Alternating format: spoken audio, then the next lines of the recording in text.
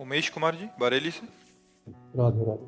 राधे राधे महाराज जी। महाराज जी, जीवन के कठिन समय में अध्यात्म तथा आध्यात्मिक गुरु से कैसे मदद प्राप्त करें कि जीवन के प्रति नकारात्मकता, तनाव, चिंता से मुक्त हो पाए? देखो, संतों की कृपा या गुरु की कृपा का फल होता है हमें उनके बताए हुए मार्ग पर चलने की हिम्मत आ जाए।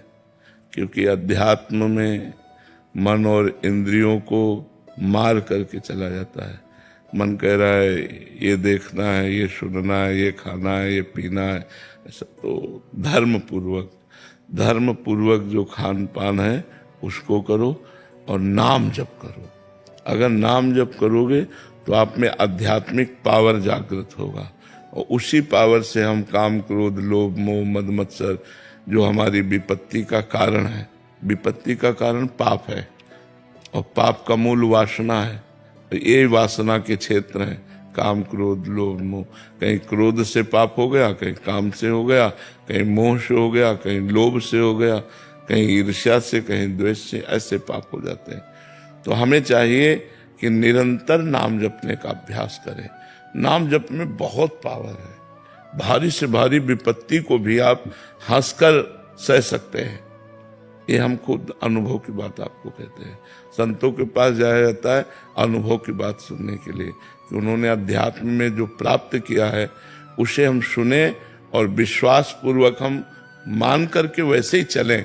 तो जो शास्त्रों का स्वाध्याय करने में हमारा वर्षों गया वो हम मिनट में तुम्हें बता रहे हैं। जिस बात के अनुभव करने के लिए 10 वर्ष लगाए वो हम सेकंड में बता रहे हैं तुम्हें। ये लाभ मिलता है संतों के संग से। तो वो बात हम पकड़ लें। अब जैसे आप नाम जप करना शुरू कर दें, अधिक से अधिक करें। जब मन परेशान कर रहा है, जब विपत्ति आ रही है, नाम जप करें तो आप देखेंगे एक अंदर ऐसा स्थान है जहां आपको कोई छू नहीं सकता।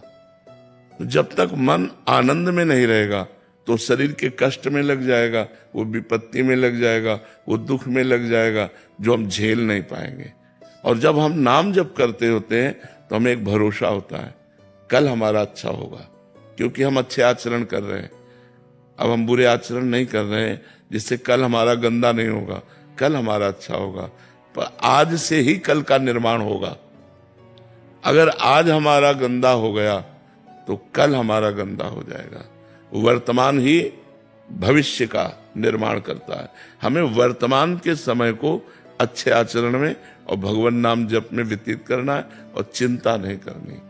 देखो, कोई ऐसा मनुष्य शरीरधारी नहीं है जिसको संघर्ष ना करना पड़े। क्यों?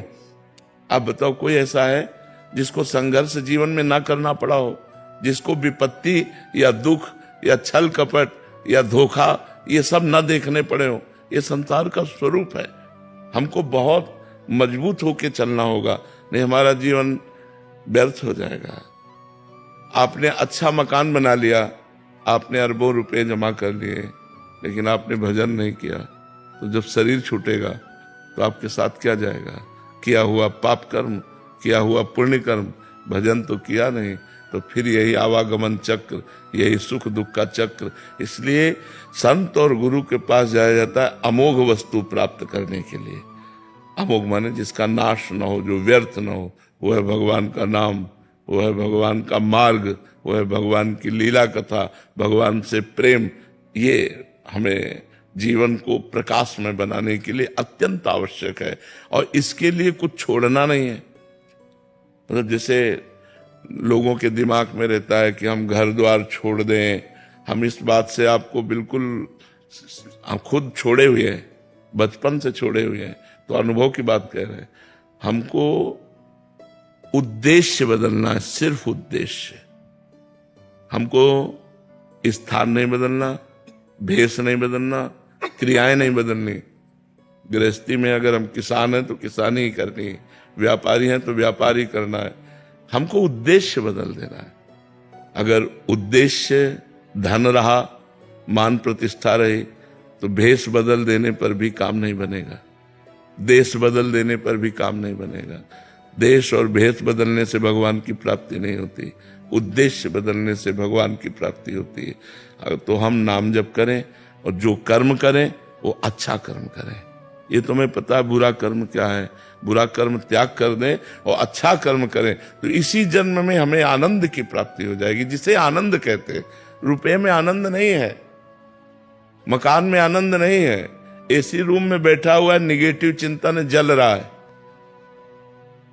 पंखा भी नहीं है लेकिन पॉजिटिव चिंतन मस्त है, चिंतन पॉजिटिव है, वो मस्त है। तो चिंतन पॉजिटिव कहां से आएगा? बिना अध्यात्म के पॉजिटिव चिंतन थोड़ी होता है, निगेटिव। अध्यात्म इतना बलवान है कि सामने वाला मार रहा है और हम उसका मंगल बना रहे हैं। तुम सुखी रहो, तुम्हें कभी दुख न पहुंचे, भगवान तुम्हें स्वस्थ रख। क्या ये मतलब है? क्या सामने वाला गाली दे रहा है, उसको मारने की चेष्टा कर रहा है और वो उसका मंगल मना रहा है। यह है अध्यात्म। इतना बल है अध्यात्म में कि अपने को अपमानित करने वाला, दुख देने वाला, हम उसको भी सुख देना चाहते हैं। कितना महान हृदय हो जाता है अध्यात्म से। इसलिए हम अध्यात्मवान बने, नाम जप करें। गुरुदेव, नाम जप के समय मन इधर उधर बहुत भागता है। कोई परेशानी नहीं, अगर इधर उधर मन भागेगा, हम भोजन पाएंगे तो पेट भरेगा कि नहीं? ऐसे ही जितना नाम जप कर रहे हैं, एक एक नाम से संसार के प्रति वैराग्य और अपने स्वरूप का ज्ञान और भगवान से प्रेम, ये होता जाएगा। लेकिन अनुभव तभी आता है जब पेट आधा भर जाता है, कई दिन के भूखे हो, फिर अनुभव आता है कि खीर कैसी, हलवा कैसा और रोटी दाल कैसी। जब तक आधा पेट नहीं होता तब तक तो केवल भरने में रहता है, जल्दी जल्दी भर, फिर स्वाद आता है। ऐसे अभी भरो, मन भागे कोई, राधा राधा राधा राधा राधा राधा राधा, 24 घंटे में 12 घंटा भजन होने लगे तो आधा पेट हो गए। फिर आपको स्वाद आएगा, राधा नाम सुधा रसम जसी तुम जिह्वास्त में विह्वला, आंसू गिरने लगे, राधा राधा, रोमांच होने लगेगा। जो चाहोगे वो कर सकते हो, आपके पास धन है, परम धन राधा नाम आधार, जो चाहोगे कर सकते हो आप। मतलब हम आपको सबको विश्वास दिलाते हैं कि भगवान नाम जरूर जप करो, नाम जप से ही तुम्हारा मंगल होगा। कष्ट के साथ आनंद, ये अध्यात्म अनुभव कराता है। तेरा किया मीठा लागे, ये केवल अध्यात्म अनुभव कराता है, नहीं तो आदमी विचलित हो जाता है। बहुत कष्ट है संसार में, आप देखो ना, बहुत कष्ट है। सब कुछ मेहनत करके किया, इसके बाद हम मर रहे हैं, सब छूट रहा है। अब फिर अगला जन्म, फिर पढ़ाई लिखाई, फिर में यार कब तक चलता रहेगा? कब तक चलता है? कोई स्थायी बात तो बने। अपना स्थायी नहीं, अपना ट्रांसफर वाले हैं। सरकारी ट्रांसफर आया तो छोड़ो शरीर, छोड़ो घर, छोड़ो पत्नी, छोड़ो पुत्र, छोड़ो बैंक बैलेंस, नया। अब पता नहीं सुअर बने कि कुत्ता बने कि पशु बने कि पक्षी बने, क्या बने, कुछ पता नहीं।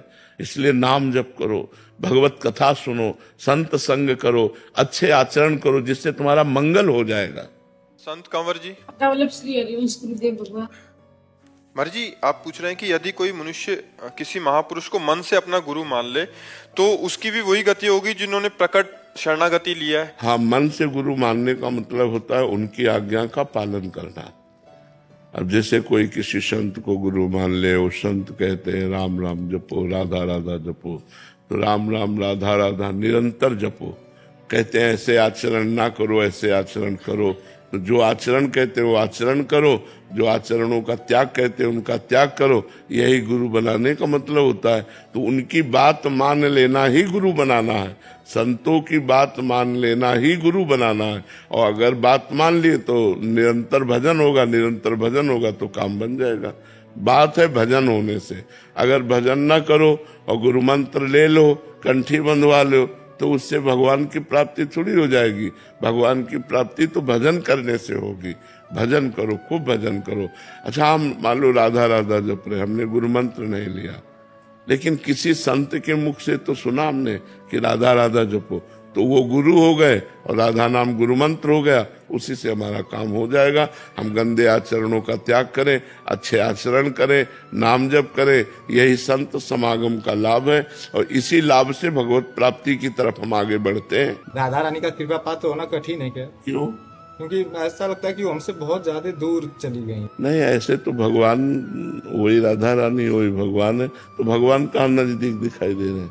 अगर दूर देखोगे तो भगवान दूर दिखाई देंगे, और नजदीक देखोगे तो सबसे नजदीक भगवान है, हृदय में भगवान है। बहिरंतश्च भूतानाम अचरम चरमेव च सूक्ष्मात् तद विज्ञेयम दूरस्थम चांदिके च तत्। वो बाहर भी है, भीतर भी है, समस्त चराचर भूतों के रूप में विराजमान है। वो दूर भी है, नजदीक भी है। जैसा मानो वैसा ही वो है। अगर मानते हो कि भगवान की कृपा प्राप्त होना बहुत कठिन है तो बहुत कठिन है। अगर मानते हो कि हम भगवान के बच्चे हैं, हम पर तो कृपा है, कृपा क्या प्राप्त करना है? कृपा है। कृपा ना होती तो मनुष्य जन्म न मिलता, कृपा ना होती तो वृंदावन न आते, कृपा ना होती तो साधु समागम न मिलता। हमारे ऊपर तो कृपा है और हृदय नाच पड़े और खूब नाम जप करे तो कृपा में डूब गया। अगर निगेटिव सोचो, अरे वो तो बहुत दुर्लभ है, तो भोग सुलभ है, भोगों में लग जाओ। हमें पॉजिटिव चिंतन बढ़ाना है, निगेटिव चिंतन नहीं। अरे भगवान की कृपा, भगवान की कृपा तो है बच्चा, बिना कृपा के बैठे हो क्या यहाँ? अब मोहि भा भरोसा हनुमंता, बिनु हरि कृपा मिले नहीं संता। तो जो संत समागम में बैठे हो, भगवान की कृपा है तभी तो बैठे हो। गुरुदेव, आजकल के माहौल में अपने कर्तव्यों का निर्वहन करते हुए क्या मोक्ष की प्राप्ति संभव है? क्योंकि हाँ, उसका उपाय है धर्मयुक्त कर्म होना चाहिए और कर्म भगवान को समर्पण करना चाहिए और निरंतर नाम जप का अभ्यास करना चाहिए। कर्म समर्पण और नामाभ्यास से वो भगवत प्राप्त हो जाए। गुरुदेव, मैं सुप्रीम कोर्ट में एडवोकेट हूँ, तो हमें दोनों पक्षों को देखना पड़ता है। अब देखो, ऐसी बात तुमने कही है कि इसमें हम संशय पैदा करते हैं, क्योंकि आप लोग जानते हैं कि हम जिसका साथ दे रहे हैं दोषी है। आपको पता, वो बताएगा, ना बताएगा तो रुपया बताएगा। जहां से ज्यादा रुपया मिलेगा तो रुपया बताएगा ना। अब अगर दोषी को आप बचाते हैं और अर्थ लेते हैं तो मोक्ष कैसे हो सकता है? संशय इसीलिए हमने प्रकट किया, इसीलिए पहले कहा धर्मयुक्त कर्म। अगर पता है दोषी है तो हम तुम्हारा केस ही नहीं लेंगे। जैसे कानून के मुताबिक अगर कोई अपराधी भी है, इवन जैसे आतंकवादी भी हमारे यहाँ आए, उनको भी हम बचाव के लिए वकील देते हैं। तो वो वहाँ कर्तव्य आता है उसका कि अगर उसको दिया गया है कि उसका बचाव करना है, जो भी। देखो, सरकारी बचाव पक्ष देना और धन से बचाव पक्ष देना, इनमें दो में भेद हो जाता है। यदि आप सरकारी वकील हो और सरकारी वकील के अनुसार आपको बचाव पक्ष दिया गया है, तो फिर आपका कर्तव्य बनता है कि आपको जितनी वकालत है वो पूरी लगाकर उसको बचाने की कोशिश। लेकिन अर्थ के विषय में तो हम सावधान हो सकते हैं कि एक आदमी गलत का आचरण करके आपको 50 लाख देता है और एक 5 लाख भी नहीं दे सकता है। हमारे वकालत की सार्थकता होगी कि हम एक निर्दोष आदमी को बचा सके। कुछ होते हैं जिनका पेशा होता है, जिनका कार्य ही होता है मुजरिम कोटि का, ऐसे लोगों का साथ नहीं देना चाहिए और धर्म से चलना चाहिए, तो भगवान कृपा करेंगे। नहीं तो बहुत मतलब धर्म का सूक्ष्म स्वरूप है, अपराध बनने में देर नहीं लगती ना। अच्छा, ये वकालत ऐसा खेल है कि इस खेल में मतलब समझ पाना बड़ा कठिन होता है। कोई अपने को वकील से दोषी नहीं कहता कि मैं दोषी हूं। अब वो क्या करे? अब वो उसका पक्ष अगर लेगा और कहीं निर्दोष को, तो धर्म बड़ा सूक्ष्म विषय है, फिर वो अपने को घातक हो जाएगा। वो रुपया, वो संग, वो वकालत, वो अपनी मानसिकता को, अपने परिवार को दुख देने वाली बन जाएगी। तो हम ये प्रार्थना करेंगे जहां तक हो सके तो बचने की कोशिश करें ऐसे धन से, ऐसे लोगों के पक्ष से जो हमारी बुद्धि को विकृत कर दे, जो हमें आगे चलकर अशांति प्रदान करें। हम धर्मयुक्त कोशिश करें। है तो बड़ा मतलब विचित्र इसमें कि हम किससे पूछे कि तुम सही हो कि गलत हो। हर आदमी अपने को सही ही साबित करता है, तभी वो वकील को अपने पक्ष में ले पाएगा। कोई बताता नहीं करते। हाँ, तो इसलिए भगवान का आश्रय लो, भगवान से प्रार्थना करो कि आपको सही मार्ग दिखाते चलें।